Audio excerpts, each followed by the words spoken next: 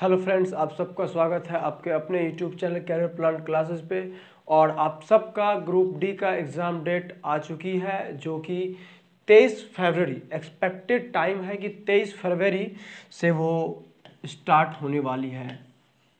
ठीक है, चलेगी लंबी। इसमें math, reasoning, GK, GS, current affairs सबका अपना एक अलग अलग योगदान है, इम्पोर्टेंस है। और आपको सभी क्षेत्र में अपने आप को मजबूत रखना है, क्योंकि जिस तरह की कंपटीशन चल रही है, जिस जैसे लोग पढ़ रहे हैं, उसमें से अपने आप को आगे ले जाना आज के डेट में एक बहुत बड़ी चुनौती है। लेकिन ये चुनौती बहुत आसान है, बस आप प्रैक्टिस करें और मेहनत करें।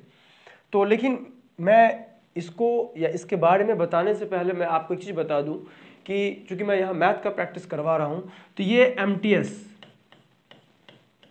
जैसा कि आप जानते हैं, इस बार हालांकि एमटीएस में भी एक लेवल का मैथ आया था और आना भी चाहिए, क्योंकि जब कंपटीशन टफ होती है तो फिर कुछ ना कुछ स्टैंडर्ड होना चाहिए ताकि स्टैंडर्ड बच्चों का सिलेक्शन हो। तो एमटीएस में आई थी, लेकिन ये आरआरबी जो होता है ग्रुप डी, इसका जो 2018 में पेपर हुआ था उसके बाद तो हुए ही नहीं, क्योंकि 2019 की वैकेंसी जिसका हम एग्ज़ाम 23 फरवरी से देने वाले हैं वो अभी चल रही है। तो ये 2018 में जो एग्ज़ाम हुआ था उसका एक अपना लेवल था, सेट लेवल था, और कह सकते हैं कि एक अच्छा लेवल था। तो उसी के रिगार्डिंग हम लोग आज जो ये पढ़ रहे हैं और जिसके बारे में डिस्कस करेंगे, ये 17/9/2018 का थर्ड शिफ्ट का ये पेपर है। इसमें जितने भी मैथ के क्वेश्चंस आए हैं सारे को मैंने यहाँ पर डील किया है और आपके साथ में शेयर करूँगा। आइए बिना देर किए हुए चलते हैं। और एक चीज़ यहाँ पे मैं जितने भी 2018 में पेपर हुए थे 33 शिफ्ट में, याद रखिएगा 33 शिफ्ट, 33 शिफ्ट में एग्जाम हुए थे। ये सभी शिफ्ट के मैं आप लोगों को रीजनिंग और मैथ का यहाँ पे मैं सॉल्यूशन और प्रैक्टिस करवा दूंगा। और जब इसके आधार पे आप एग्जाम में जाएंगे तो आपको लगेगा नहीं बहुत कुछ पढ़ा हुआ है। लेकिन ये आपके लिए फायदेमंद कब होगा? आपके लिए फायदेमंद तब होगा जब जो भी चीज़ें मैं यहाँ पे बता रहा हूँ उसमें कोई भी ट्रिक आ रही है, उसमें कोई भी फॉर्मूला आ रहे हैं, उसको आप तुरंत नोट डाउन कर लीजिए, नोट कीजिए उसको, कॉपी पेन ये ले करके। जरूरी नहीं है कि मेरे ही वीडियो को, कोई भी वीडियो जो आपको अच्छा लगता हो, जिसको आप देखते हैं, आप कॉपी और पेन लेकर के बैठिए और जो चीज़ आपके लिए नया हो, अच्छा हो, उसे नोट डाउन जरूर कीजिए। ठीक है, चलिए आइए हम लोग देखते हैं 17/9/2018 थर्ड शिफ्ट का पहला क्वेश्चन किस तरह का आया था। ठीक है, और पहला क्वेश्चन आपके सामने आपको दिख रहा होगा और वो क्वेश्चन था कि 2⁻8 - 1 अपॉन √2⁻12 क्या होगा। बहुत आसान है, 2⁻8 - 1, देखिए √2 का मतलब होता है पावर 1/2 और पावर कितना है 12। तो आप कर सकते हैं 2/8 को क्या लिख सकते हैं, आप लिख सकते हैं इसको 256। कितने लिख सकते हैं 256, और -1 चूंकि पावर पे पावर जब होता है तो गुना हो जाता है, तो आप देख लीजिए 6 बार में कट जाएगा। ये 2⁻6 ये कितना होता है तो 64, यानी आप लिख सकते हैं 255 और बट्टे 64, और ये आपका है ऑप्शन सी में।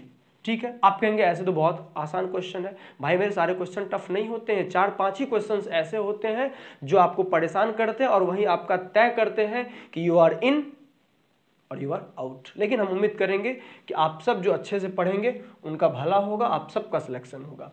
दूसरा क्वेश्चन ये था, तो बहुत ही आसान क्वेश्चन है, क्योंकि पहले हम ब्रैकेट को करते हैं तो 19 में से 2 चला जाएगा, कितना हो जाएगा 17, तो 161 + 17 + 1 और बाद में -3, सबको जोड़ देंगे तो हो जाएगा 179, और इसमें से 3 घट जाएगा तो 176, और आपका आंसर ये हो जाएगा। और याद रखिएगा ऐसे ही क्वेश्चंस में हम गलत करके आते हैं, ऐसे ही क्वेश्चंस में हम गलत करके आते हैं, क्योंकि हमें लगता है कि बहुत ही आसान, इतना हड़बड़ी में करते हैं कि कहीं 3 घटाए तो 176 की जगह 174 कर दिए, आंसर टिक करके आ गए। हमें तो ये क्वेश्चन बहुत आसान लगा था, आ रहा था, लेकिन आप गलती कर चुके हैं, नंबर आपका चला चुका है, चांस चला गया है।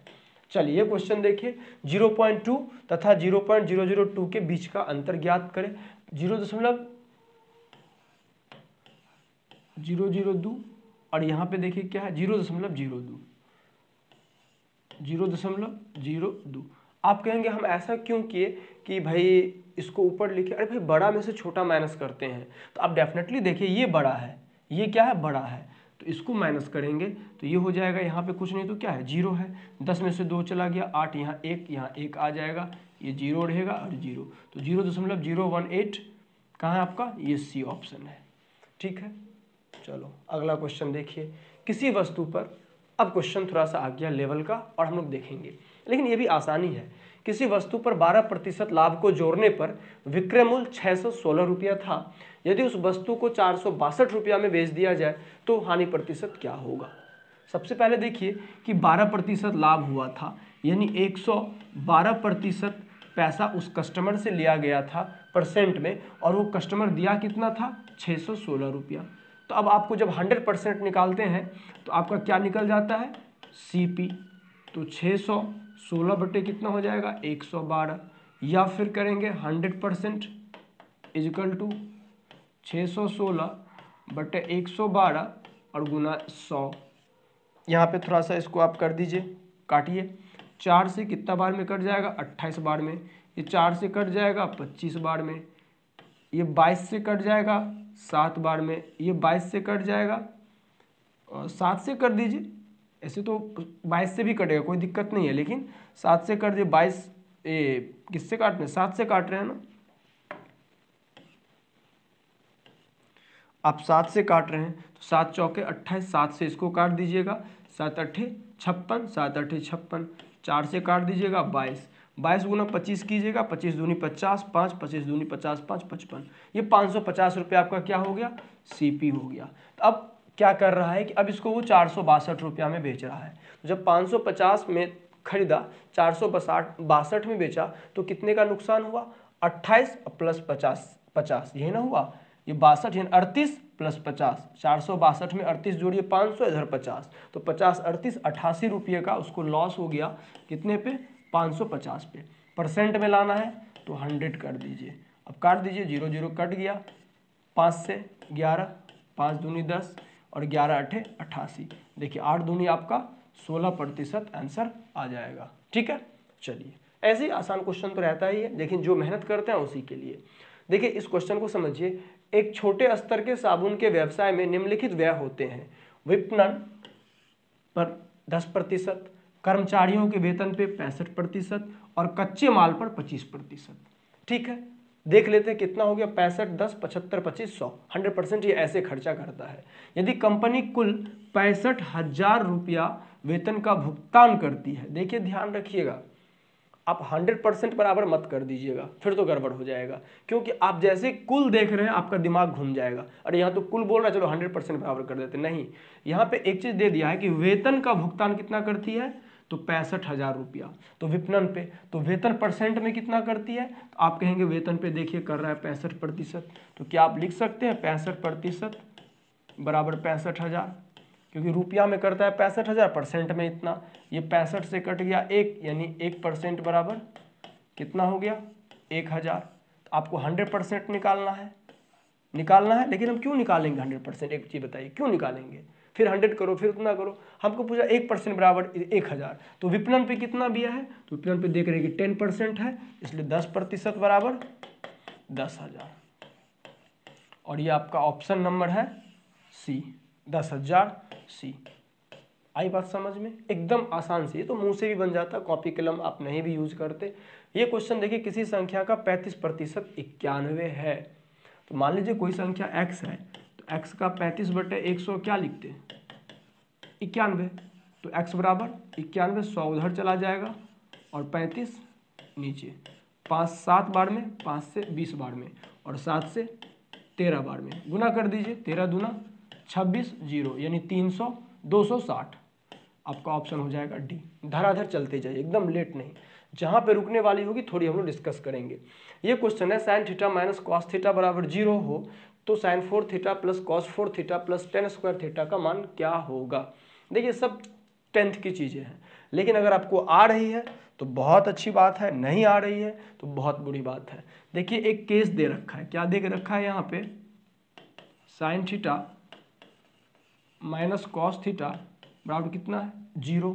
क्या आप लिख सकते हैं साइन थीटा बराबर कॉस थीटा, नहीं लिख सकते, माइनस जाके प्लस हो गया, या लिख सकते हैं साइन थीटा बटा कॉस थीटा बराबर 1, क्या नहीं लिख सकते हैं? लिख सकते हैं। और आप जानते हैं साइन थीटा बटे कॉस थीटा क्या होता है?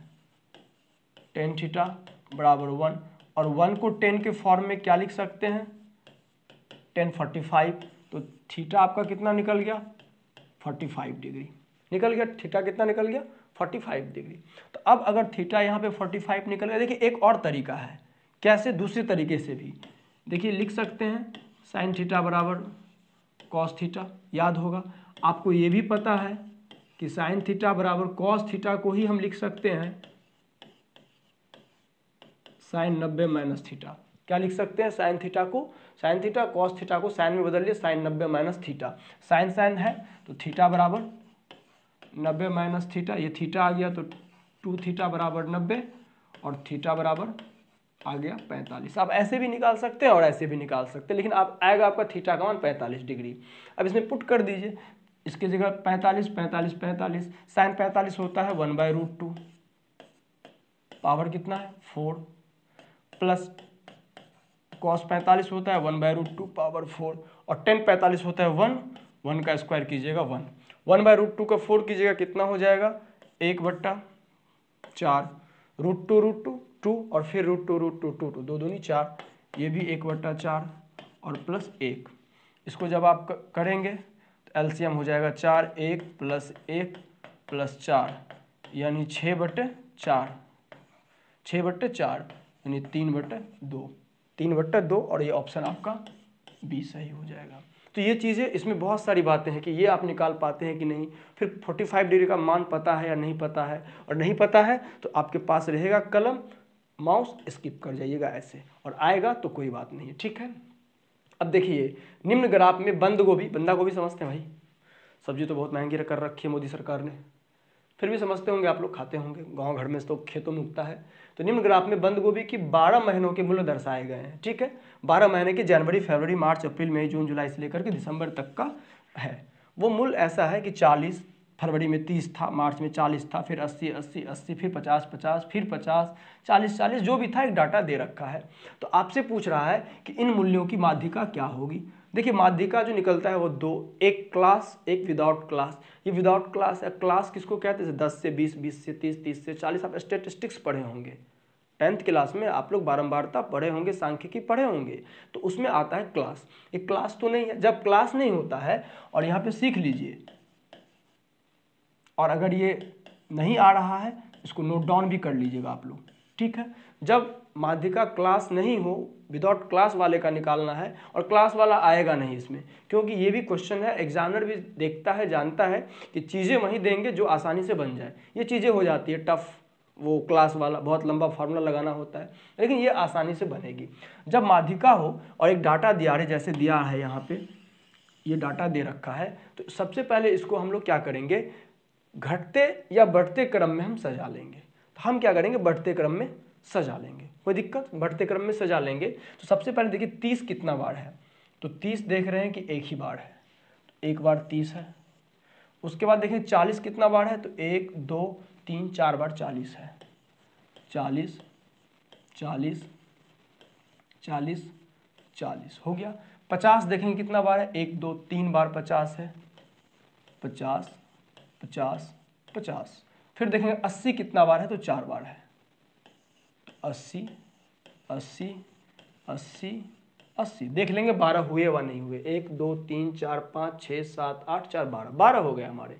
अब हम देखेंगे पहला काम कि ये जो दिया गया है डाटा हमारा, इनकी नंबर ऑफ डाटा जो है वो सम है या विषम है। क्या देखेंगे, सम यानी इवन है या विषम ऑड है, देखेंगे। पहले क्वेश्चन पे जाने से पहले सीखिए, जब सम होगा तो इसका जो माध्यिका होता है n/2 प्लस n/2 प्लस 1/2, ठीक है। और जब विषम होता है तो कुछ नहीं होता है, n+1/2। जैसे हम सम बताएंगे आप समझ जाएंगे, ये दो होता है, ध्यान से देखिएगा, ये दो होता है। तो अब हम डाटा देखेंगे कितना है, ऐसे दे रखा है यहाँ पे 12, तो काउंटिंग करने की जरूरत नहीं है, आपका डाटा 12 यानी सम में है।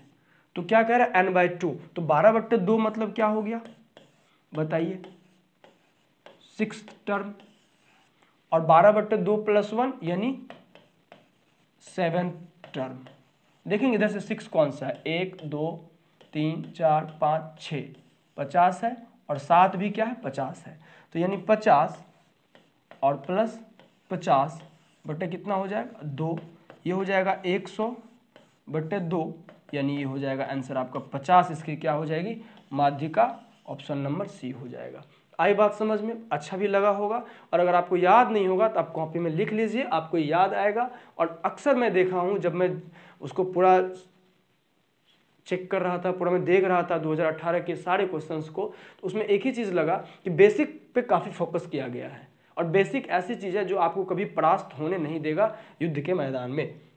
और जब विषम रहता, मान लीजिए ये यहाँ पे 12 नहीं रह के 11 रहता और एक 80 माइनस रहता, तो हम क्या बोले n+1/2, तो n+1 यानी 11 + 1/2 यानी 12/2 कितना हो जाएगा छठा, तो 1 2 3 4 5 6, आपका 85 क्या हो जाता है आंसर हो जाता है। आई बात समझ में, चलिए वेरी गुड, आगे बढ़ते हैं। अगला क्वेश्चन ये है P/18 समानुपात 5/3, कुछ नहीं है, P/18 बराबर 5/3 कर लेंगे, 3 से 6 और 6 पंचे 30, तो P बराबर कितना हो जाएगा 30, और ये आपका ऑप्शन हो जाएगा सी, बिना एकदम कॉपी पेन का। अगला क्वेश्चन देखिए, हाँ ये क्वेश्चन है, थोड़ा सा आप लोग देखिए ध्यान से कि बेसिक का कितना बड़ा रोल है कि शांत जल में एक नाव को अपने गंतव्य स्थान तक पहुंचने और वहां से अपने प्रारंभिक स्थान पर वापस आने में कुल 15 घंटे लगते हैं। उसी मात्रा के लिए नदी में प्रवाह होने पर, यहाँ पे होने हैं, नदी में प्रवाह होने पर 16 घंटे की आवश्यकता होती है। नाव और नदी की गति के बीच का जो अंतर है वो 15 किलोमीटर पर आवर है। तो नदी की प्रवाह की गति ज्ञात कीजिए। सबसे पहले देखिए शांत जल होता है, शांत जल का कोई अपना ये वेग करंट होता नहीं है, उसकी कोई चाल होती नहीं है, होती किसकी है, नाव की या फिर धारा की। तो एक कंडीशन है जब धारा नहीं है मान लीजिए, तो नाव जाती है आती है 15 घंटे लगते हैं, ठीक। दूसरा केस है कि जब धारा होती है तो नाव जाती है फिर आती है 16 घंटे लेती है। तो कह रहा है कि नदी की प्रवाह यानी धारा की गति ज्ञात कीजिए। किसकी गति ज्ञात कीजिए, धारा की गति ज्ञात कीजिए। तो मान लीजिए अगर आप ये कर ले, देखिए इतना तो एग्जाम में नहीं लिखना होता है, लेकिन आप मान लीजिए कि अगर नाव की गति मान लीजिएगा x किलोमीटर पर आवर और धारा की गति मान लीजिएगा y किलोमीटर पर आवर। देखिए इस चीज़ को चूंकि मैं आपके साथ डिस्कस कर रहा हूं तो 2 मिनट लगेगा, लेकिन जब मैं खुद बनाऊंगा तो मुश्किल से 30 से 40 सेकंड में आंसर फाइंड आउट हो जाएगा। तो इसीलिए ये नहीं कहना है कि ट्रिक में आप सोचते रह जाएंगे और आपका समय भी निकल जाएगा, अब माथा पे हाथ धर के बैठेंगे, बेसिक तो आपका कमजोर है। इसलिए बेसिक पे फोकस करना है कि क्या है कि नाव की गति x किलोमीटर, धारा की गति y किलोमीटर पर आवर है। पहला केस में क्या होता है, देखिए पहला केस में क्या होता है, ये जाता है और फिर आता है। मान लीजिए अगर टोटल डिस्टेंस d है तो टोटल ये कितना कवर किया 2d है कि नहीं। तो 2d डिस्टेंस, और डिस्टेंस में अगर हम स्पीड से डिवाइड कर दें तो हमारा टाइम निकल जाता है। तो पहला केस कर रहे हैं कि पहला केस में तो धारा इंक्लूड नहीं है, सिर्फ नाव की गति है, नाव जाती है और आती है। तो 2d/x बराबर कितना हो जाएगा 15 हो जाएगा। तो क्या आप लिख सकते हैं d बराबर 15x/2। पहला केस से आपने निकाल लिया। दूसरा केस देखिए आप क्या कह रहा है, दूसरा केस कह रहा है कि अब धारा भी आ रही है, तो एक बार जाएगा d, मान लो कि धारा के साथ जा रही है तो ये भी जाएगा, धारा भी इसको सपोर्ट करेगी, इन दोनों का चाल ऐड हो जाएगा x + y, कोई दिक्कत। फिर आएगी तो d उतना ही डिस्टेंस है, लेकिन इस बार x से आएगी और y इसको रोकेगी, यानी माइनस हो जाएगा x - y बराबर कितना कर सकते हैं 16। कर सकते हैं कि नहीं कर सकते हैं 16। अब एक चीज़ ध्यान से देखिए, इसमें से हम d निकाल लेते हैं, d कॉमन निकाल लेते हैं, तो ये हो जाएगा x + y plus x - y upon x² - y² बराबर 16। आप देख रहे होंगे कि ये y और ये y कट गया, ऊपर में कितना बच गया 2x, कितना बच गया 2x। तो क्या आप लिख सकते हैं यहाँ पे कीजिए, आप लिख सकते हैं d इंटू 2x बटे x square minus y square बराबर कितना है 16। ये 2 से कट जाएगा कितना बार में 8 बार में। तो आप लिख सकते हैं यहाँ पे d बराबर 8 x square minus y square बटे x लिख सकते हैं ना। ये x square minus y square गुना हो गया तो 8 x square minus y square upon ये x नीचे आ जाएगा। ठीक है, अब देखिए ये भी d का वैल्यू है और ये भी d का वैल्यू है, तो ये दोनों क्या हो जाएगा आपस में बराबर हो जाएगा। तो बराबर करते हैं, बराबर कहाँ से करते हैं, रुक जाइए।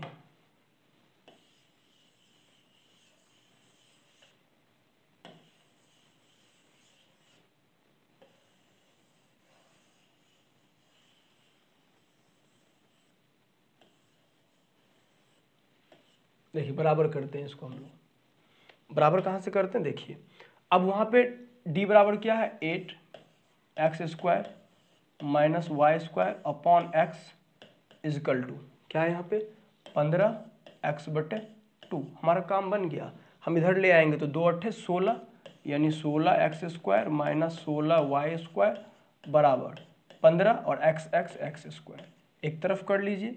तो 15 एक्स स्क्वायर यानी एक्स स्क्वायर बराबर 16 वाई स्क्वायर। समझ रहे, 16 एक्स स्क्वायर में से 15 एक्स स्क्वायर घट गया तो आप लिख सकते हैं एक्स स्क्वायर बटे वाई स्क्वायर बराबर 16 बटे 1। तो आप लिख सकते हैं x बटे वाई इजिकल टू 4/1 वर्गमूल आ गया। तो देखिए ये रेशियो कितना आ गया एक्स वाई का 4:1 का, इसके धारा और 9 के स्पीड गति के बीच का रेशियो 4:1। और एक क्लू दे रखा है, इसके गति के बीच का अंतर कितना है 15 और यूनिट में कितना है 3 यूनिट। तो 3 यूनिट बराबर 15, तो 1 यूनिट बराबर कितना निकल गया 5, 1 यूनिट बराबर निकल गया 5। अब आपसे पूछ रहा है कि नदी की प्रवाह की गति ज्ञात कीजिए और आपने माना था y, क्या माना था y सेकंड वाला, तो ये हो गया। तो ये डायरेक्ट हो जाएगा 5 किलोमीटर, क्या हो जाएगा 5। अगर पूछता कि 9 की स्पीड तो x है तो ये 5 चौके यानी 20 किलोमीटर पर आवर, होता कि नहीं होता। लेकिन आपसे पूछा है किसकी, तो 9 की नहीं बल्कि धारा की, और उसका यूनिट है 1, तो 1 यूनिट बराबर 5 निकला है, तो ये आपका ऑप्शन हो जाएगा सी।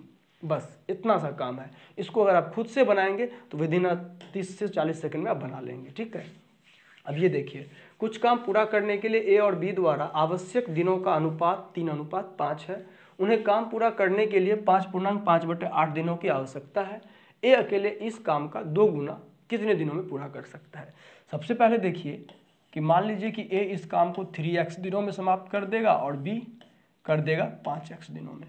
कोई दिक्कत, अगर ये 3x में करेगा ये 5x में करेगा तो आपको पता चल रहा होगा इसके एक दिन का काम 1/3x प्लस इसके एक दिन का काम 1/5x, और दोनों के एक दिन का काम कितना है।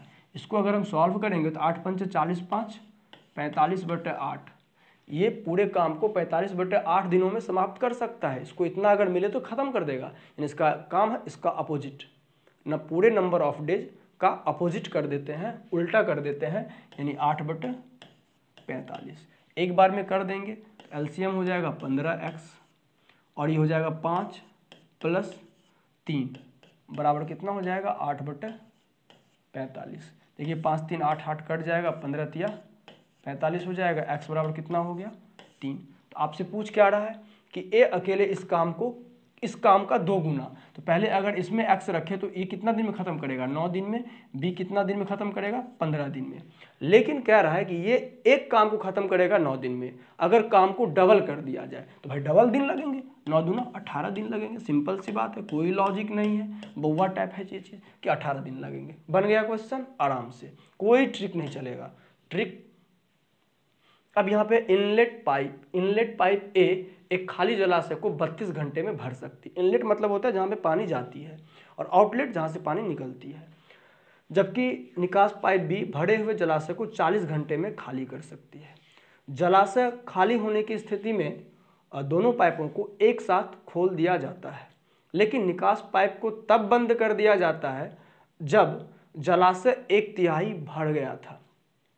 जलाशय को पूरा भरने में कुल कितने घंटे लग जाएंगे? देखिए क्वेश्चन बहुत आसान है, अगर आप प्रैक्टिस में है तो। देखिए कैसे, ए है,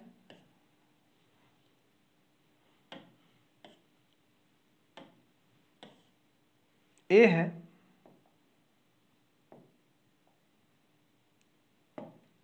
ए है और यहां पे क्या है, बी है। तो ए कितना है, ए है जो 32 घंटे में भर सकता है, और बी कितने में भर सकता है, 40 घंटे में भर सकता है। कितने में, 40 घंटे में भर सकता है। ठीक है, तो अगर इसका आप एलसीएम ले लेते हैं तो हमारा टोटल यूनिट ऑफ वर्क होता है, तो 32-40 का एलसीएम लेंगे तो 160 है का, ये हमारा टोटल यूनिट ऑफ वर्क है, 160 है। उसमें क्या किया जाता है, ये तब तक चलता है, देखिए तब तक दोनों नल, ये क्या हो रहा है माइनस, ये क्या हो रहा है प्लस, मतलब ये भर रहा है और ये निकाल रहा है। ठीक है, क्या कर, दोनों पाइप को एक साथ खोल दिया जाता है और तब तक ये माइनस वाला पाइप चलते रहता है जब तक 1/3 नहीं भरता है। तो 160 का अगर 1/3 निकालेंगे तो 160/3, 160/3 यूनिट ये भरता है। कितना टाइम लगेगा इसको भरने में, तो ये देखिए इसका कैपेसिटी हो जाएगा 5, इसका कैपेसिटी हो जाएगा 4। तो अगर ये 5 भर रहा है, ये 4 निकाल रहा है, यानी 1 घंटे में 1 यूनिट भर रहा है। तो 160/3 यूनिट भरने में 160/3 घंटा, बहुत आराम से आप लोग समझ जाएंगे, अच्छे बच्चे हैं। 160/3 घंटा लग गया इसको, ठीक है, भरने में। कब, 1/3। अब ध्यान से समझिए कि अब कह रहा है कि 160/3 यूनिट भरा गया, अब जो पानी बचा है उस समय ये इनलेट पाइप बंद कर दिया गया, आउटलेट पाइप यानी खाली करने वाला पाइप को बंद कर दिया गया। तो पहले 160 यूनिट में से 160/3 यूनिट तो चला गया, तो उसको घटा लेंगे, तो 3 60 दिया 180, 480 अब माइनस 160/3, ये हो जाएगा 4 में से 1 चला गया 320/3, कितना हो गया 320/3, इतना यूनिट पानी बच गया। इस पानी को कौन खाली करेगा, भरेगा, ये 5। तो 320/3 अगुना 5 से कर देंगे इसमें, तो कितना बार में हो जाएगा, 5 छा के 30, 2 पर 0 20, 5 चौके 20, यानी 64/3 घंटा लगेगा। तो एक ये लग चुका है, एक ये लग चुका है, दोनों को जोड़ दीजिए, तो 160/3 और प्लस 64/3, आप आराम से कहेंगे 160 प्लस 64 कर देंगे 224/3, ऐसे भी हो जाएगा, या फ्रैक्शन में तोड़ेंगे तो 3 7 21, 1 पर 4 14, 3 चौके 12 और 2/3 घंटा, यानी आपका ऑप्शन हो जाएगा सी। आया समझ में? फिर से एक बार देख लीजिए कि ए 32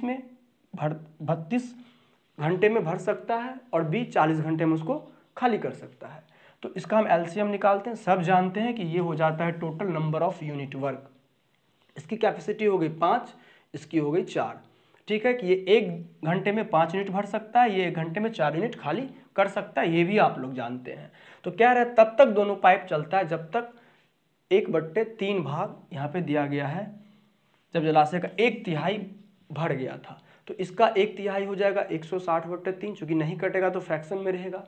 तो 160/3 यूनिट को भरने में कितना घंटा लगेगा, तो ये 5 भरता है 4 निकालता है, यानी 1 घंटे में 1 यूनिट, तो 160/3 यूनिट को भरने के लिए 160/3 घंटा, ये अलग टाइम हो गया। अब भाई 160/3 यूनिट भर गया है तो बचा कितना, माइनस कर लेंगे तो इतना बचा 320/3।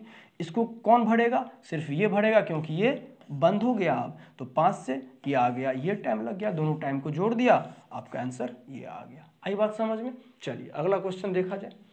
ये क्वेश्चन है, शाम के 6:51 PM पर घड़ी में घंटे की सुई और मिनट की सुई के बीच बने 2 कोनों में से छोटे कोण की माप क्या होगी। देखिए इसका हम ट्रिक बता दें, कभी भी कुछ भी बोले, कुछ माइनस कुछ भी, इसका ट्रिक होता है 11/2h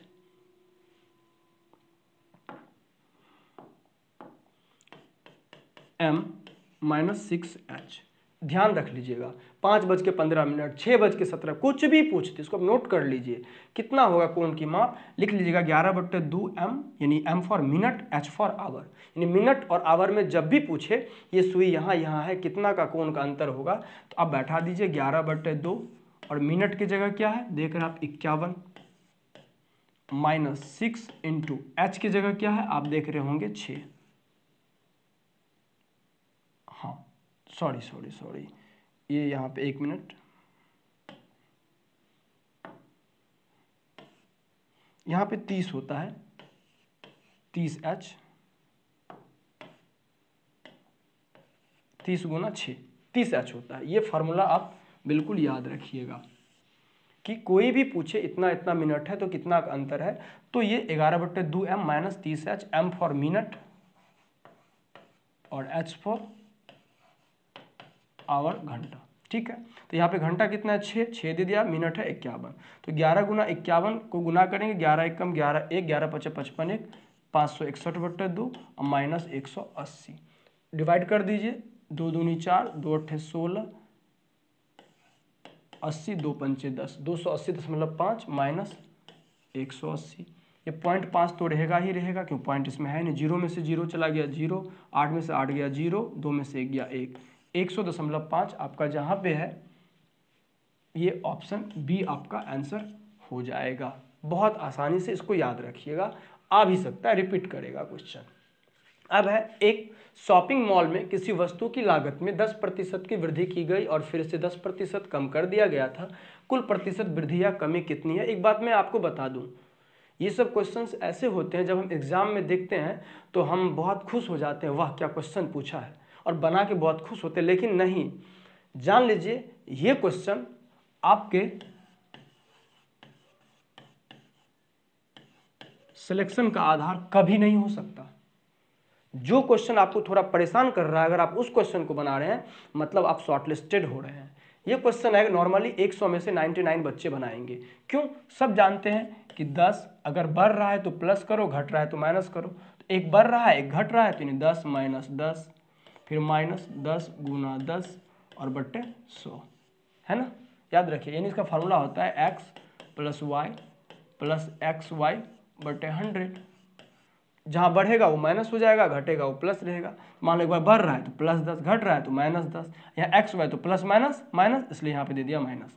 अब देखिए यहाँ पे 10 10 10 कट गया 1, 10 में से 10 गया कट गया, यानी -1%। और ये माइनस ये दिखाता है कि हानि, नुकसान, कमी जो कहिए, तो 1% की वृद्धि नहीं होगी, 1% की कमी होगी, ऑप्शन बी। ठीक है, चलिए आ गया था तो बताना ही था। अब ये क्वेश्चन है cot 4 theta plus cot square theta बराबर 3.6, तो cosec 4 theta minus cosec square theta बराबर कितना होगा। कोई ट्रिक नहीं है, कोई ट्रिक नहीं है इसका, बस डिपेंड करता है आपके प्रैक्टिस पे। कह रहा है cot 4 थीटा, यहाँ पे ध्यान दीजिए, और प्लस cot स्क्वायर थीटा बराबर 3.6, दोनों में से cot स्क्वायर थीटा कॉमन ले लीजिए। क्या आप लिख सकते हैं cot स्क्वायर थीटा और +1 नहीं लिख सकते हैं। अब देखिए cot स्क्वायर थीटा को क्या आप लिख सकते हैं कोसेक स्क्वायर थीटा -1, और कोसेक स्क्वायर थीटा +1 को क्या, cot स्क्वायर थीटा +1 को क्या लिख सकते हैं इनटू कोसेक स्क्वायर थीटा, क्योंकि एक फॉर्मूला होता है cosec square theta minus cot square theta बराबर क्या होता है 1 होता है, 1 होता है। तो कोसेक स्क्वायर जाएगा तो 1 प्लस cot स्क्वायर थीटा, इसलिए इसके हमने ये ले लिया, और ये 1 इधर आएगा माइनस, हो जाएगा प्लस, तो cot स्क्वायर थीटा के बदले हमने ये ले लिया। अब बराबर है 3.6 आ रहा है, इसको गुना कर दीजिए, तो कोसेक स्क्वायर थीटा, सॉरी ये तो हो जाएगा, आदत है स्लेट पेंसिल लाना जी, इसलिए गड़बड़ा जा रहा है। कोसेक स्क्वायर थीटा, फिर देखो यहाँ पे 4 होगा, कोसेक स्क्वायर को कोसेक स्क्वायर से गुना करेंगे, कोसेक 4 थीटा और माइनस कोसेक स्क्वायर थीटा बराबर 3.6, और देखिए आपको निकालना भी यही है, इसलिए आपका आंसर भी यहीं चिपक जाएगा 3.6। ठीक है, अगला क्वेश्चन देखिए, उन बिंदुओं का अनुपात ज्ञात कीजिए जहाँ 3x + 2y = 7 बिंदुओं इतना और इतना से निर्मित रेखाखंड को विभाजित करती है। और ये 10th का कोऑर्डिनेट है और कुछ नहीं है, एडवांस मैथ। देखो यही खासियत है ग्रुप डी की, वो लेवल का पूछती है, एडवांस क्वेश्चन भी आपसे पूछती है।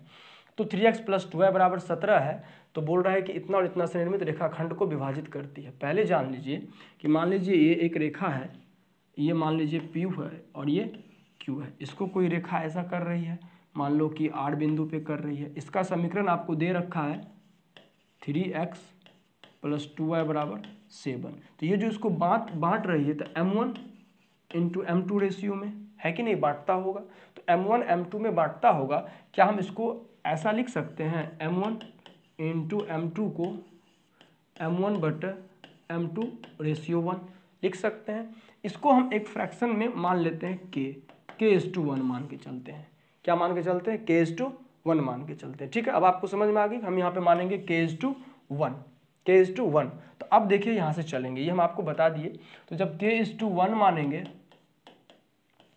तो आपको पता होता है कि बिंदु क्या क्या होती है। तो बिंदु हो जाती है, क्या होती है, रेशियो। जब हमको ये बिंदु अनुपात विभाजन का अनुपात पता हो तो हमको दो वो निर्देशांक निकालने के लिए कहा जाए उस बिंदु का। किस बिंदु का, ध्यान दीजिएगा, ये है k और 1 और यहाँ पे है P Q, जो आपको यहाँ पे दिया गया है 2 5 और 5 2। तो आपसे पूछा जाएगा कि ये बिंदु, ये वाली बिंदु इसका निर्देशांक क्या होगा। ये अगर करना होगा तो हम कैसे करेंगे, फार्मूला होता है, याद है, ठीक है, नहीं याद है कोई बात नहीं, उसका फार्मूला होता है, आपको लिख देता हूं मैं, m2x1 + m1x2, सॉरी उल्टा लिखा गया।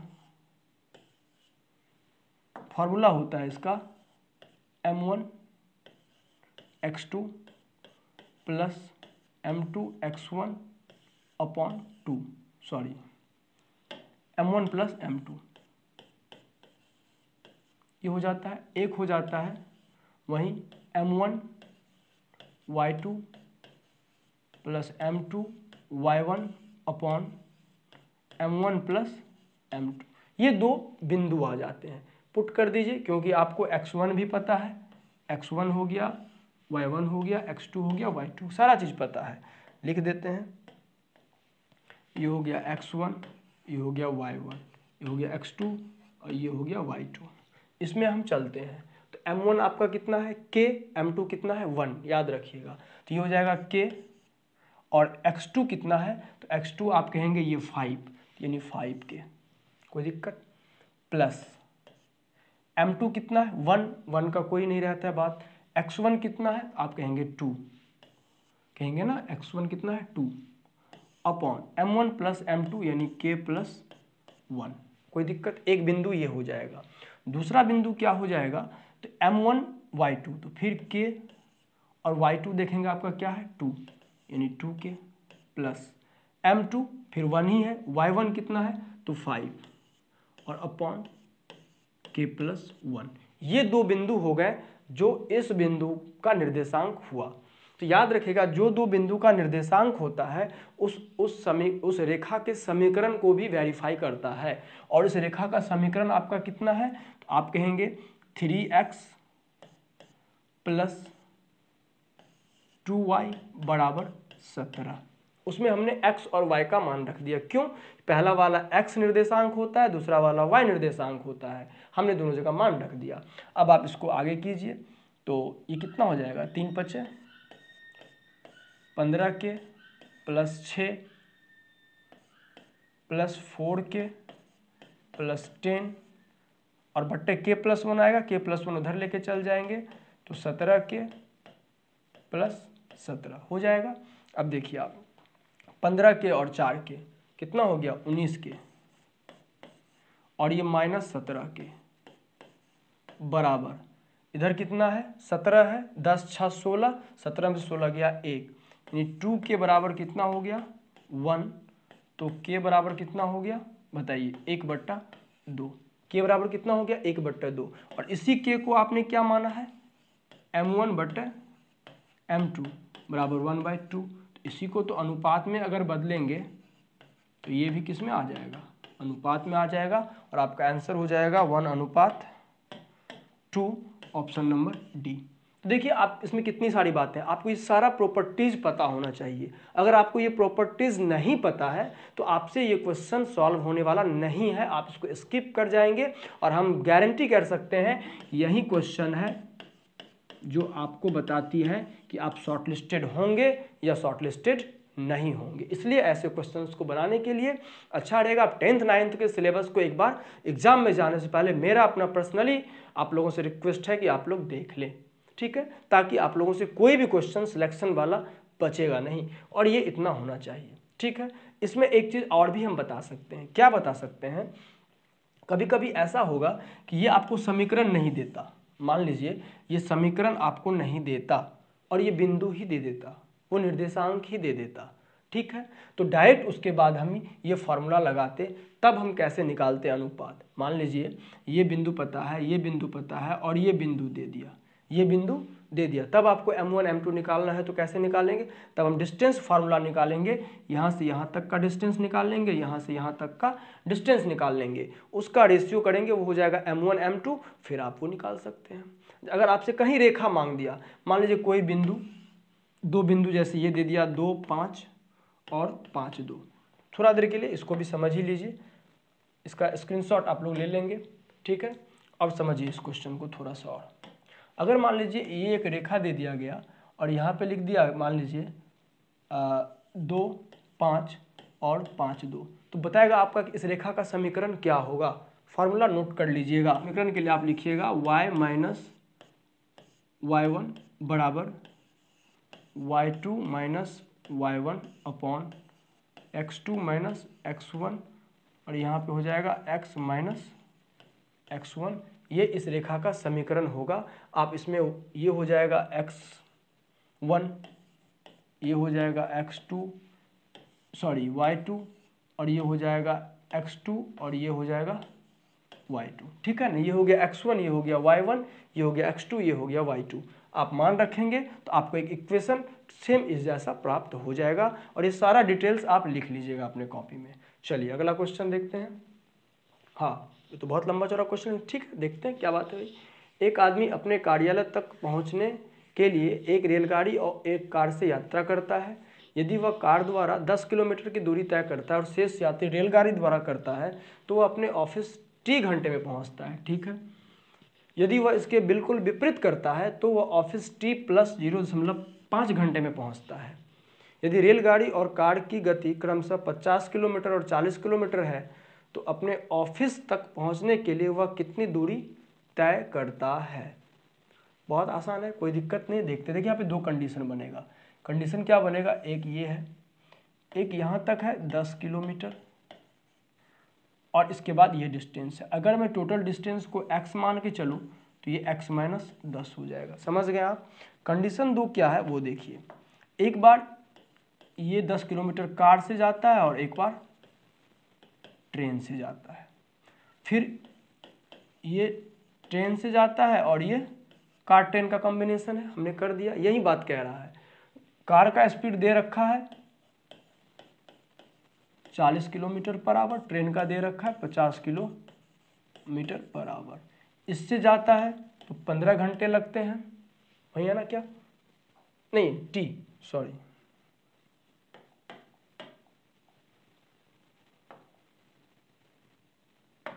इससे जाते हैं तो टी लगते हैं, इससे टी प्लस 0.5 यानी 1/2 लिख सकते हैं। 0.5 को 1/2 आधा घंटा।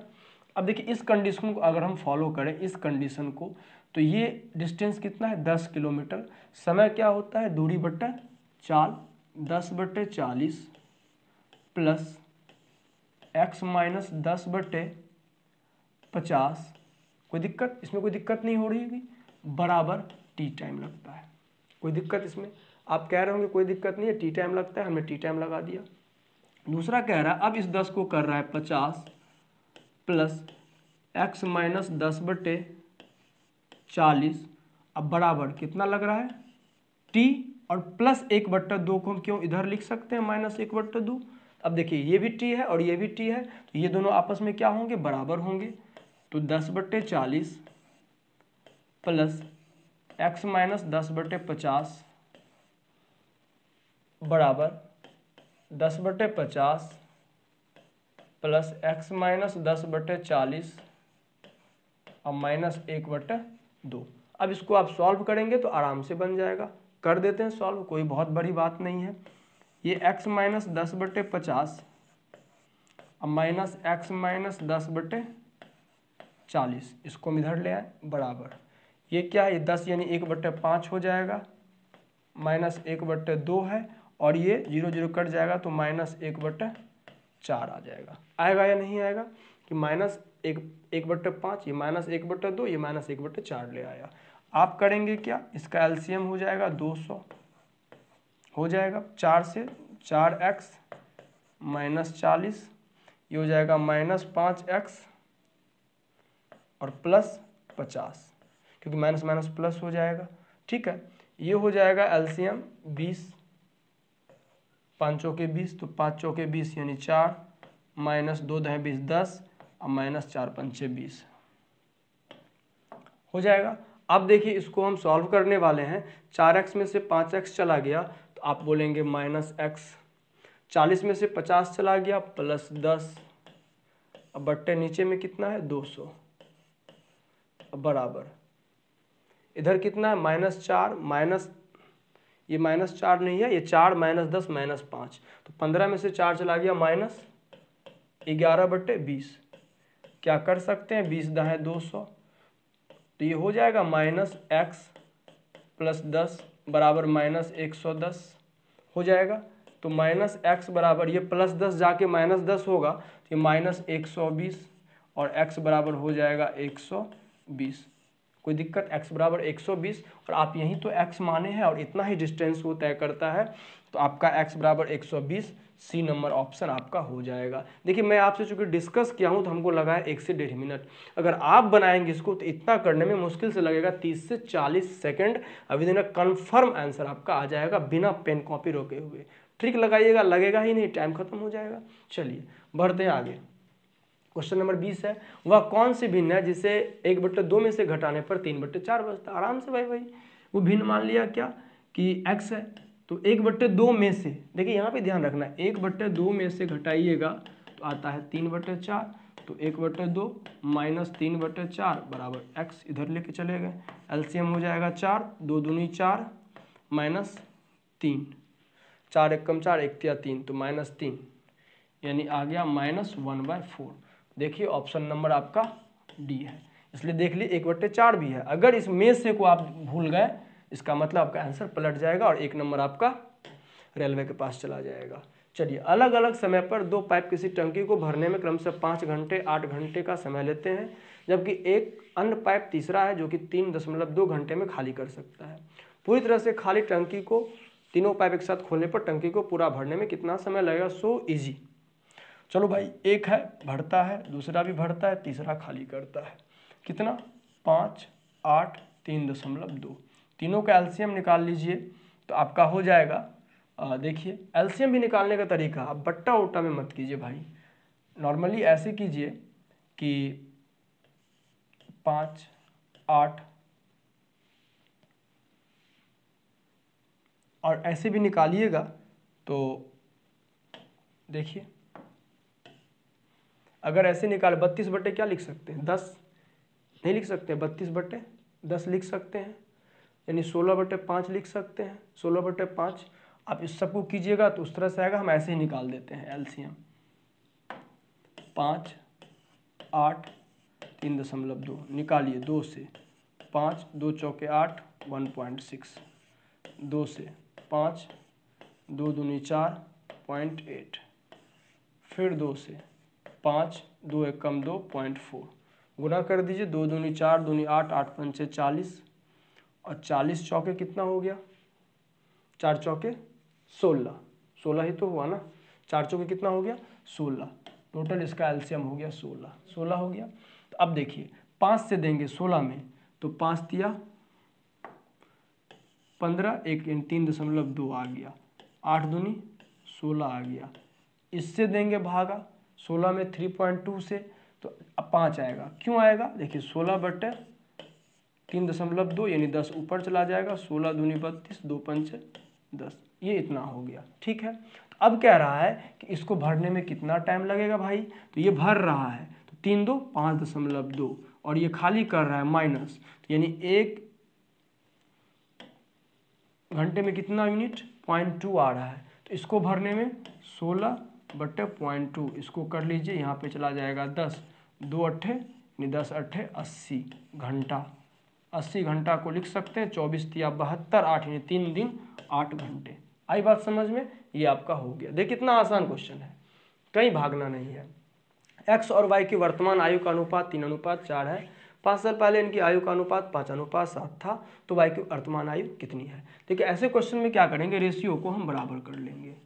3:4 अभी था 5:7, अभी रेशियो बराबर नहीं है क्योंकि 3 2 5 4 3 7, इसका जो अंतर है 3 2 5 4 3 7, जब बराबर करना होगा तो इसका अंत देखेंगे और इसका अंतर देखें, कितना का अंतर है, 1 का 2 का, इसमें जितना होगा यहाँ पे गुना कर देंगे, यहाँ पे कर देंगे, तो क्या आ जाएगा 3 दूनी 6, 4 दूनी 8, और ये तो 1 से गुना होगा यहीं रहेगा। अब देखिए आप बराबर है 5 1 6 7 1 8, तो कितना का अंतर है यूनिट में 1 का, और ऐसे कितना का अंतर है 5 साल पहले, यानी 5 साल पहले यानी 5 साल का फर्क है कि नहीं? 1 साल बराबर 1 यूनिट बराबर 5 साल। तो जब पूछ रहा है आपका 5 साल पहले कितना अनुपात होगा, तो ये 5 साल पहले वाला है, ये 5 वर्तमान का है, तो वर्तमान पूछ रहा है, और पूछ किसका रहा है वो भी देखना y की, यानी ये x है ये y है, तो 8 पंचे 40, देखिए 30 भी है इसलिए ध्यान से 8 पंचे 40 आपका ऑप्शन हो जाएगा ये। आई बात समझ में? चलिए ये क्वेश्चन है, दिए गए प्रश्न को पढ़े और निर्णय करें कि निम्नलिखित में से कौन सी जानकारी प्रश्न का उत्तर देने के लिए पर्याप्त है। पहले उस फिगर के बारे में बात कर लूँ। वो फिगर ये होता है कि ऐसा जब भी आए तो ये एंगल का जो मान होता है, मान लीजिए ट्रायंगल कर लीजिए, हमको सर्कल से कोई लेना देना नहीं है। आप एक चीज़ जान लीजिए कि जब किसी ट्रायंगल में किसी दो एंगल का बाइसेक्टर जाके कहीं पे मिलते हैं तो वो जो कोण होता है, वो ये कोण जिसका बाइसेक्ट नहीं होता है उस कोण का इसका क्या रिलेशन होता है 90 प्लस, मान लीजिए ये A है, ये B है, ये C है, तो कोण A/2, ये कोण पता रहेगा आराम से ये निकाल लेंगे, ये कोण पता रहेगा आराम से वो निकाल लेंगे। क्या होता है किसका मान निकालना, तो 90 प्लस कोण A/2, ये वाला x बराबर, याद रखिएगा ये x है, तो x का वैल्यू निकालना है तो कोण A/2 कर देंगे, 90 में जोड़ देंगे, ये आपका मान निकल जाएगा। ठीक इसका अपोजिट, जब ऐसा ट्रायंगल रहे, कोई दो भुजा बढ़ाई जाए और इसका बाइसेक्टर अगर कहीं पे मिले, तो इस एंगल का अगर मान पूछा जाए तो ये कितना है A, मान लीजिए ये है A, तो इसका मान जो होता है x, तो x बराबर होता है 90 माइनस कोण A/2, याद रखिएगा। ठीक है, तो अब आपसे देखिए कह रहा है क्या कि पहला और दूसरा दे रहा है 0 less than theta less than 90, तो केवल 1 पर्याप्त है, केवल 2 पर्याप्त है, दोनों पर्याप्त नहीं है, या तो 1 या तो 2 पर्याप्त नहीं है, तो डेफिनेटली है इससे हम क्या इन्फॉर्मेशन निकाल सकते हैं, कुछ इन्फॉर्मेशन नहीं निकाल सकते हैं। यानी इसका मतलब या तो 1 या तो 2 वाला तो खत्म हो गया, दोनों पर्याप्त तो नहीं है क्योंकि इसी से हम मान निकाल लेंगे, एक जो हमारा फिगर दे गया है इसी से हम निकाल लेंगे, दूसरा तो पर्याप्त है ही नहीं, तो हमारा ऑप्शन हो जाएगा 1 कि केवल 1 पर्याप्त है। ठीक, अगर 2 से भी हम कर पाते तो या तो 1 या तो 2, उसको लिख लीजिएगा। ठीक है, एक कह रहा है कि एबीसी के पास क्रमशः 152, 171 और 266 कंचे हैं, वह इन कंचों को इस प्रकार विभाजित करने का फैसला करते हैं कि सभी के हिस्से में कंचों की संख्या बराबर हो। इसके अलावा उसके कंचों का आदान प्रदान नहीं कर सकते। किए जा सकने वाले हिस्सों की न्यूनतम संभव संख्या क्या होगी, इसका पहले आप निकाल लीजिएगा SCF। तो SCF जो होगा आप देख रहे हैं 171 है, 19 का टेबल में वो आता है, 52 भी आता है, 266 भी आ जाएगा, 19 एकम 19, 7 पर 6 76, 19 चौके 76, यानी SCF हो गया 19। अब आपको निकालना है कि न्यूनतम संख्या, तो कर देंगे 152/19 प्लस 171/19 और प्लस 266/19, ये कितना हो गया 8, ये कितना हो गया 9 और ये कितना हो गया 14, जोड़ दीजिएगा 31 पॉसिबल नंबर। ठीक है, ऑप्शन हो गया ये देखिए 36 तथा 144 के मौसों के आधे का मान क्या होगा। बहुत आसान है, 36 144, 36 चौके 144 नहीं 36 ही हो जाएगा इसका एचसीएफ, और इसका आधा 18। ठीक है, अगला क्वेश्चन देखिए एक्स और वाई दो वाल्व क्रमशः 30 घंटे और 20 घंटे में एक टैंक को, देखिए होता क्या है कि ये क्वेश्चन कभी कभी कुछ क्वेश्चन ऐसे भी आते हैं जो क्वेश्चन तो गलत नहीं होते हैं लेकिन उसके आंसर गलत होते हैं। तो इस क्वेश्चन को जब आप बनाइएगा और सेम जो अभी मैं बताया था एक पिछले वाला क्वेश्चन 1/3 हिस्सा का, वैसा ही बनेगा। तो होता क्या है कि ये क्वेश्चन तो बन तो जाता है लेकिन उसका आंसर आता है फ्रैक्शन में। किस में आता है? फ्रैक्शन में। लेकिन यहाँ पे फ्रैक्शन में कहीं पे आंसर नहीं है। तो उस कंडीशन में क्या होता है, ये बोर्ड डिसाइड करता है कि जो इसको टिक किया है, जैसे एक बार 2016 के एनटीपीसी के एग्जाम में एक क्वेश्चन गलत था, तो उसको बोर्ड ने डिसाइड किया कि जिस किसी ने भी आंसर टिक किया है उसको 1 नंबर दे दिया जाएगा, चाहे वो कोई भी ऑप्शन टिक करे, और जिसने नहीं टिक किया उसको कोई नंबर क्यों नहीं, उसने अप्रोच ही नहीं लगाया, और जिसने इस क्वेश्चन के पीछे दिमाग लगा दिया उसको बोर्ड ने 1 नंबर देने का फैसला किया। ये फैसला बोर्ड का अपना होता है, सुरक्षित होता है, वो आपके साथ हो सकता है कि इसका नंबर ही खत्म कर दे, चाहे आप इस पर मेहनत करें चाहे ना करें, तो ये भी होता है। लेकिन एग्जाम में हम जल्दी ये निष्कर्ष नहीं ले पाते हैं कि हमारा क्वेश्चन ये गलत है या सही है, इसलिए बोर्ड का लगभग यही होता है कि अगर क्वेश्चन गलत है और बच्चे ने कोई क्वेश्चन टिक कर दिया है तो उसका वो नंबर उसे दे देता है। तो ये क्वेश्चन भी शायद आप लोग चाहेंगे कि बनाए, तो बना ही देते हैं। क्या कह रहा है देखिए, एक्स और वाई दो वाल्व क्रमशः 30 घंटे और 20 घंटे में एक टैंक को भर सकते हैं। ठीक, दोनों भरने वाला है, एक्स है और वाई है, 30 घंटे और 20 घंटे। तुरंत यूनिट, टोटल यूनिट वर्क निकालेंगे तो 60 यूनिट हो गया टोटल, कोई दिक्कत, भर सकते हैं। परंतु जब टैंक 1/3 भाग तक भर जाता है तो वाल्व बंद कर दिया जाता है। 1/3 भाग यानी कितना, 60 लीटर था 20 लीटर, 1/3 मतलब 20 लीटर भर गया तो वाल्व को बंद कर दिया गया। लेकिन एक कारण क्या था, पर टंकी में ही एक छेद था जिस कारण भरे गए पानी का, याद रखिएगा, भरे गए पानी का 1/3 हिस्सा का रिसाव हो जाता है। तो अगर 20 लीटर भरा तो इसमें से कितना पानी निकलेगा, तो 20/3 पानी निकलेगा या नहीं निकलेगा। आई बात समझ में कि 40, उधर कितना है 40 और इधर 40/3 मौजूद है, किसमें से, 20 में से, है कि नहीं। 20/3 पानी निकल गया तो 40/3 पानी तो इसमें मौजूद है ना भाई, 40/3 इसमें मौजूद है, तब 20/3 निकला। तो 40/3 प्लस 20/3 करेंगे तो 20 लीटर नहीं आ जाएगा। तो 40/3 पानी इसमें मौजूद है और 20/3 पानी निकल गया। ये जो 20/3 पानी निकला ये फिर कहाँ चला गया, आप बताइए, चला गया है उसी टंकी में। तो 40 प्लस 20/3, तो 40 दिया 120 और 20 यानी 140/3। अब फिर दोनों वाल्व खोल दिए जाते हैं तो इसका कैपेसिटी हो जाएगा 2, इसका हो जाएगा 20 या 60, तो 2 3 गुना 5।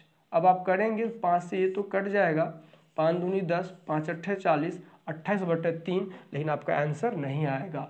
समझ रहे मेरी बात को, आंसर फ्रैक्शन में आएगा। फ्रैक्शन में क्या आ जाएगा, 3 × 27,